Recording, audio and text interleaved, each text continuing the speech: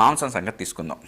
మాంసంలో 1 కిలో కోడి మాంసానికి 4,330 లీటర్లు ఖర్చు. దీన్ని ఏమంటారంటేనండి వాటర్ ఫుట్ ప్రింట్ అంటారు. అంటే ఇప్పుడు మాంసం తయారీ అంటే కనుక కేవలం అది దాన్ని చంపి దాన్ని మాంసం తయారు చేయడం ఒకటే కాదు, అది పెరగడానికి ఇది బోల్డ్ తింటది, అవన్నీ చేస్తుంది కదా.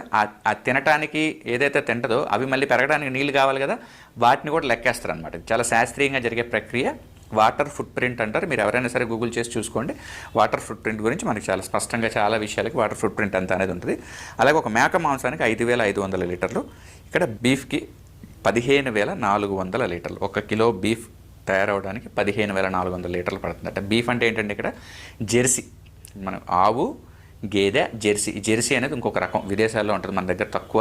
మన వైపు ఆవులు గేదెలు ఎక్కువ ఉంటాయి. జెర్సీ ఆవులు కూడా మీకు తెలుసు కదా, జెర్సీ ఆవు అంటారు కదా, అది ఇక్కడ.